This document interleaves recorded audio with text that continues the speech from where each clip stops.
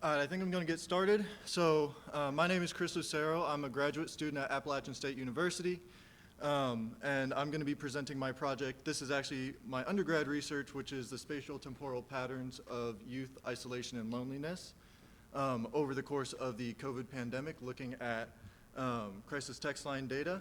And I co-authored this paper with Dr. Maggie Sugg, Sophie Ryan, Dr. Jen Runkle, and Dr. Marty Thompson. So the loneliness epidemic has been well documented in the United States for several decades, and the trend is of increasing severity. It was first acknowledged in 2021 by the U.S. Surgeon General in his report entitled Protecting Youth Mental Health, which emphasized the importance of social connection in bolstering against negative mental health consequences. And this was further reinforced in 2023 with his advisory entitled Our Epidemic of Loneliness and Isolation, which looked more specifically in the context of COVID and found that there was significant relationships between the experience of isolation, the feeling of loneliness, and other mental illnesses. And this was especially prevalent among minority populations. So my data source, I use Crisis Text Line Data. They are a nonprofit operating 24-hour crisis text lines. And so they've been operating since 2011. How it works is if somebody is in crisis, they can reach out to Crisis Text Line, and they have a full team of professional counselors that can offer to help them through whatever crisis they are going through and whatever they are experiencing. And then at the end of their conversation, that data is anonymized. The counselor codes the conversation based on the crises of concern, and then the individual is asked to complete a demographic survey. So from 2016 to 2022, there are 183,000 isolation-related conversations in the crisis text line database within the United States, and this was analyzed in two different ways. So the first was all crisis conversations and the proportion of isolation within them. And then the second were individuals who were 24 years or younger within the contiguous United States. For my cluster identification, I used a program called SAT-SCAN. So SAT-SCAN is a spatial scan statistic. So I used a discrete Poisson space-time scan statistic. I set it to a 10% at-risk window to identify localized clusters within the time period. My case file was the number of isolation/loneliness conversations per area code per month. And then my population was the total number of crisis text line conversations within that area code in that month.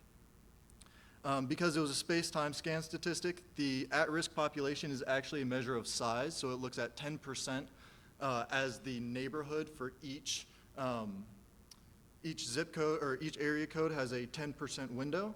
And then the cluster length is 3 months. For each area code, it generates a local relative risk, which is a measure of relative prevalence. Higher than 1, it is higher than expected. 1 is as expected, and lower than 1, it is below expected.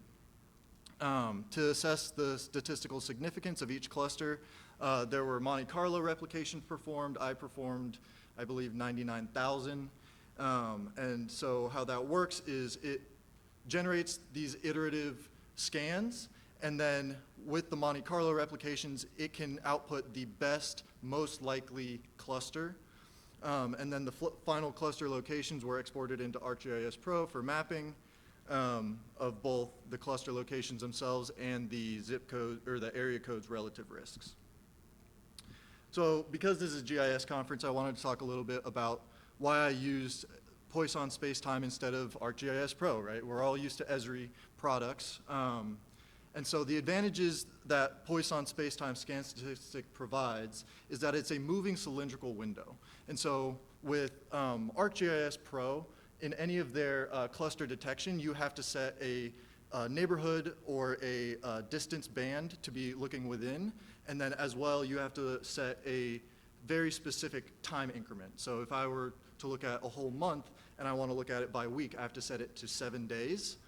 But for this, we wanted to really look at how up to 3 months and up to 10% as the at-risk. And so what the moving cylindrical window does is it is a variable size. And so the base is determined by the at-risk population, and then the height is actually time.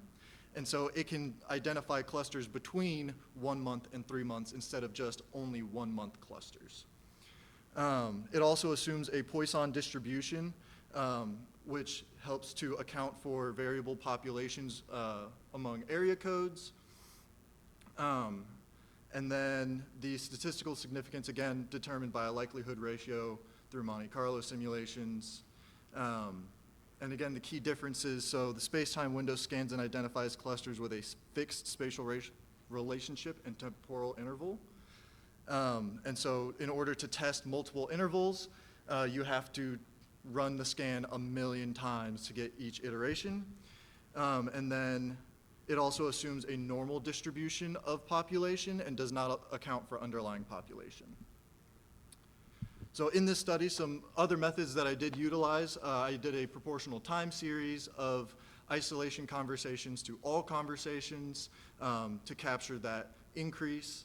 I did a demographic summary table to look at demographic characteristics across different isolation conversations and clusters. And then I created some Jacquard indices based on the Jacquard correlation matrix, which quantifies the co-occurrence rates between isolation and other conversations. So within the data set, isolation was a binary variable, as were all these other mental health tags. And so how the Jacquard index works is that I tell it, okay, I want to look at all the isolation conversations. If I have an isolation conversation, what percentage of those conversations also include depression, also include anxiety? And these are all coded separately. And so for my results, so these are my cluster locations and the relative risks. As we can see, the Sunbelt region was really hit the hardest and had the highest relative risk and prevalence of clusters. Inside versus outside clusters. So inside clusters, we noticed a higher prevalence of individuals that were 13 or younger, straight or heterosexual, and a decreased prevalence of men, as well as an increased prevalence of women by over 10%, or around 10%. As far as demographics, Asians and Pacific Islanders, African Americans, Hispanics, all increased at a rate which was proportional to the decrease in the white population outside of clusters. And then these are the Jacquard similarity matrices. And so what we can pull from here is that a lot of the what we think of as very severe mental health outcomes, suicide, self-harm, substance abuse, really these minority populations are experiencing them at much higher rates with isolation. Hispanic populations had a 52% co-occurrence rate with depression, as well as the other one that is particularly noticeable here is the indigenous Americans have the highest co-occurrence rate for suicide, self-harm, and substance abuse, despite constituting less than 2% of the total data set. And so what did we discover? So we discovered an overall increase in isolation, right? So this is the proportional time series. We can see right here, there's a spike. So that would be our quote unquote like normal variation throughout the year. And then we have that spike right there. And that is March through August 2020.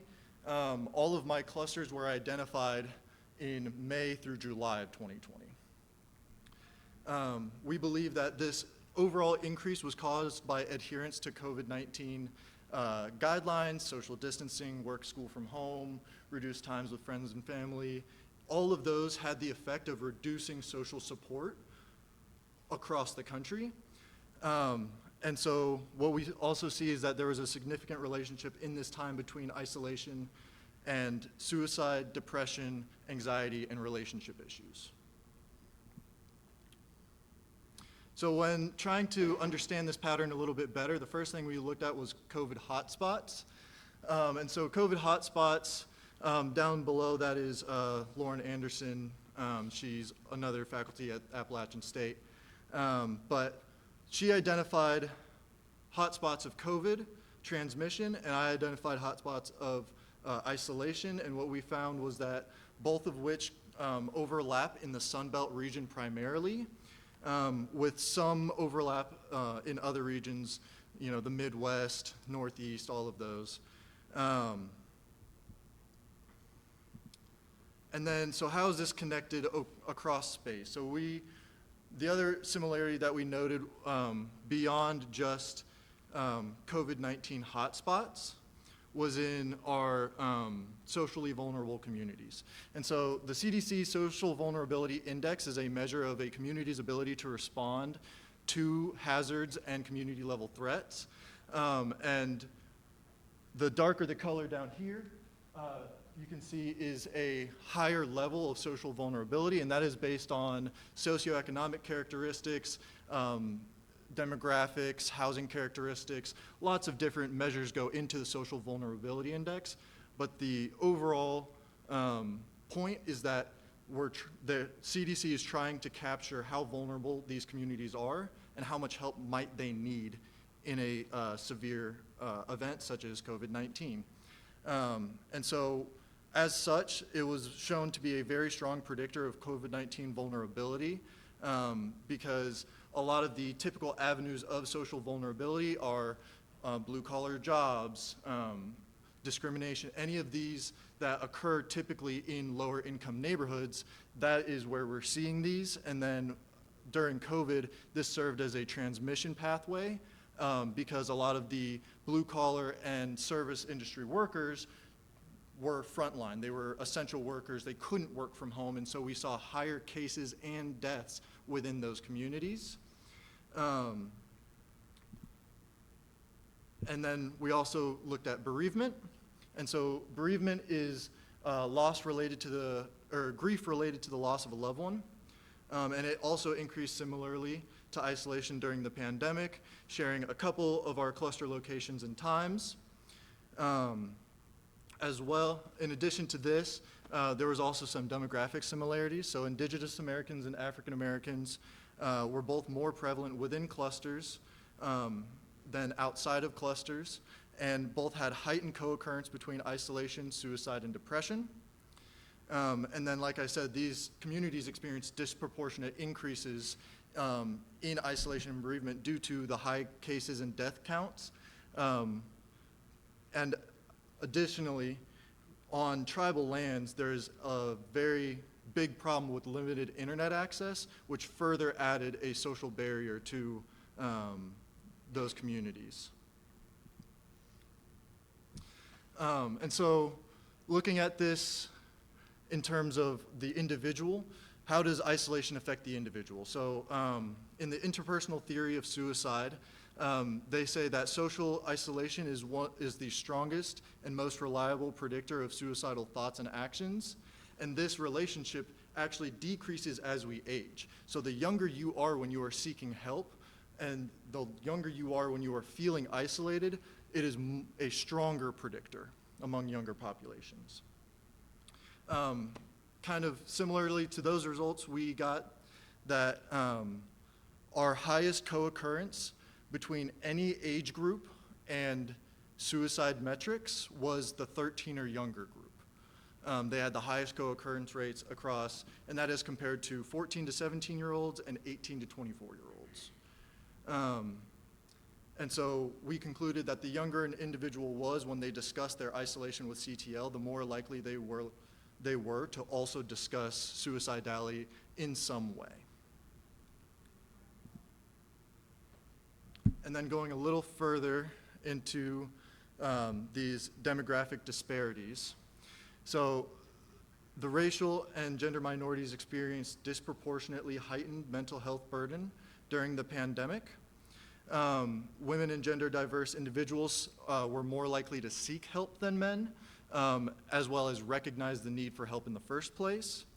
And then gender diverse individuals also had the highest co-occurrence rates between isolation, anxiety, self-harm, and suicidality.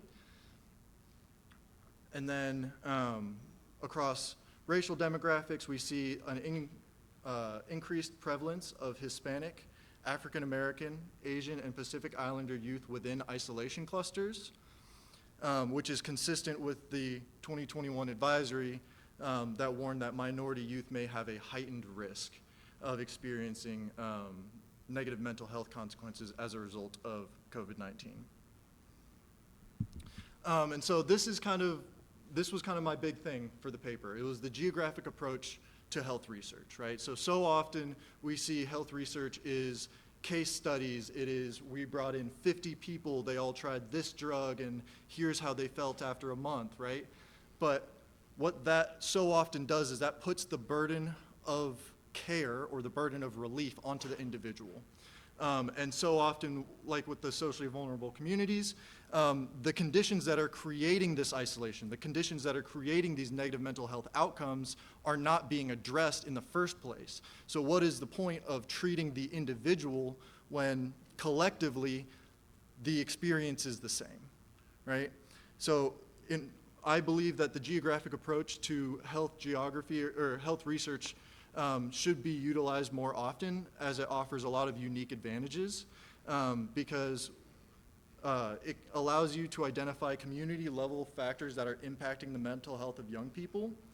And by identifying these factors, community leaders can now implement community-wide solutions instead of leaving the burden of care to the individual.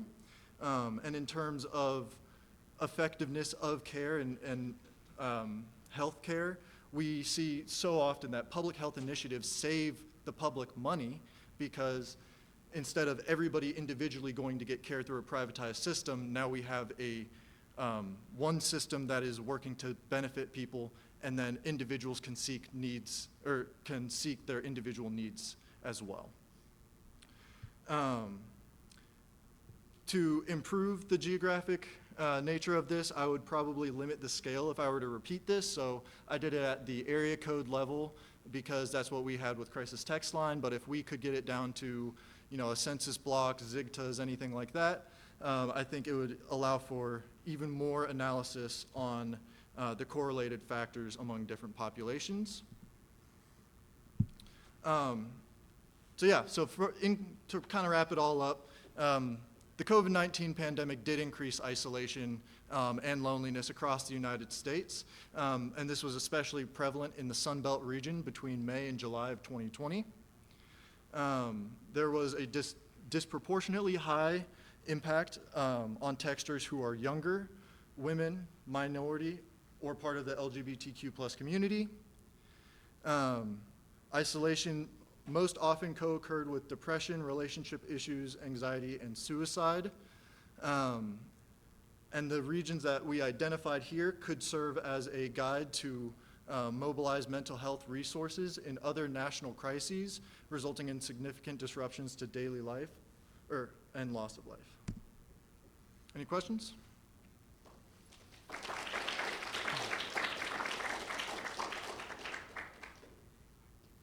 Yes.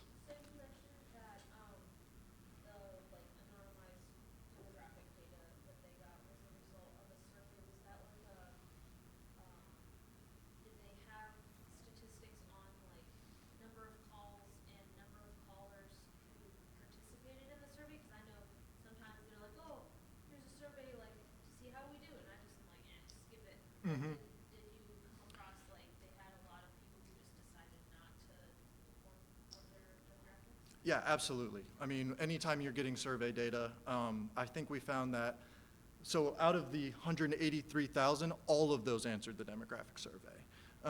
Our data set was millions and millions of conversations. Those were the people that were, and they had to answer the demographic survey first so that we could get their age, because we were really looking at youth and adolescents. And so it was restricted first to people that answered the demographic survey, which was around 20%, I believe. And then from that, it was further restricted to individuals that were younger than 24. Great question, though. Anybody else? Yeah. Does that take into account people that have, contacted the line more than once? Or is it just based on individual time that they sent to the line? Sorry, repeat that one more time. Does your data account for, repeated So we did not account for repeated text from the same individual in our data set. What our data set was primarily looking for was conversations, right? So we adjusted for multiple conversations using the entire data set as our population.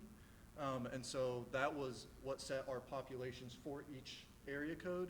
And then getting down more specifically from that was just not possible with the data that we had. Yep. With the indigenous population, you were pointing out that that has abnormally high incidence in your data set. Mm-hmm.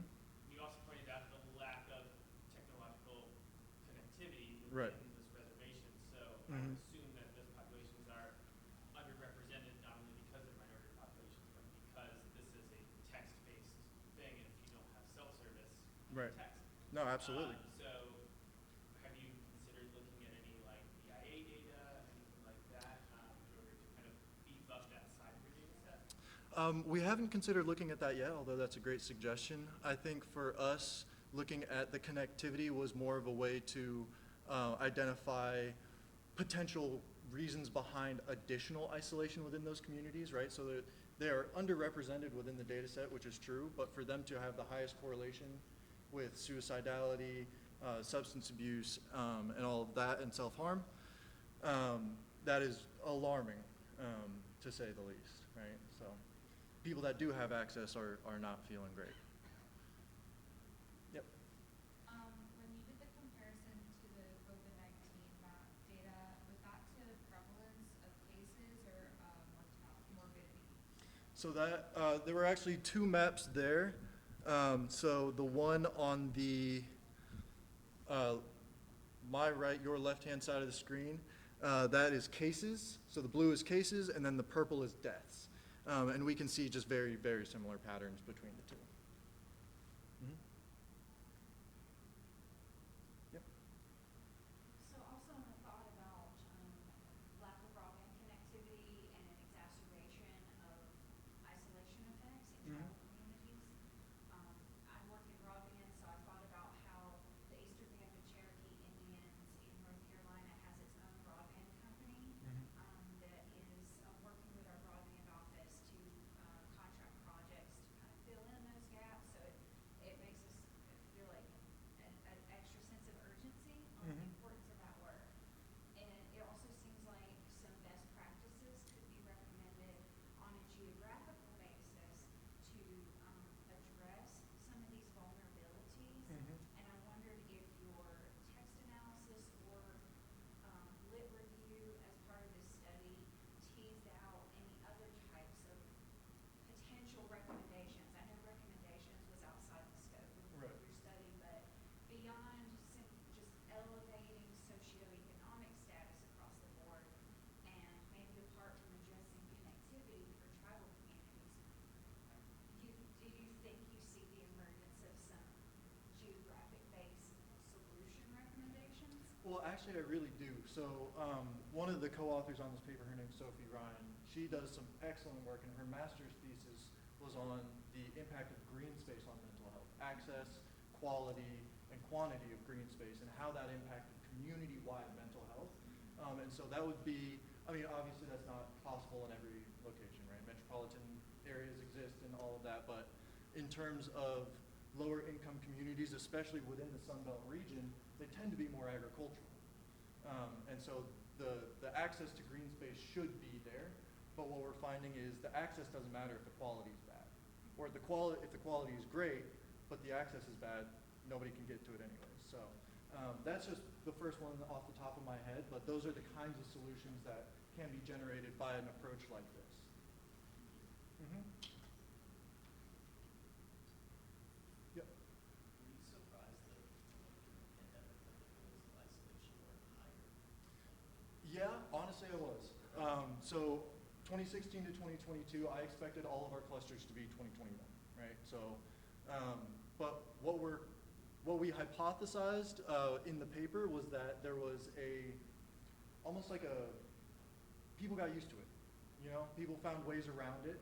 And so where we're seeing persistent isolation, is probably where connectivity is bad, right? But a lot of people found workarounds that were tech-based.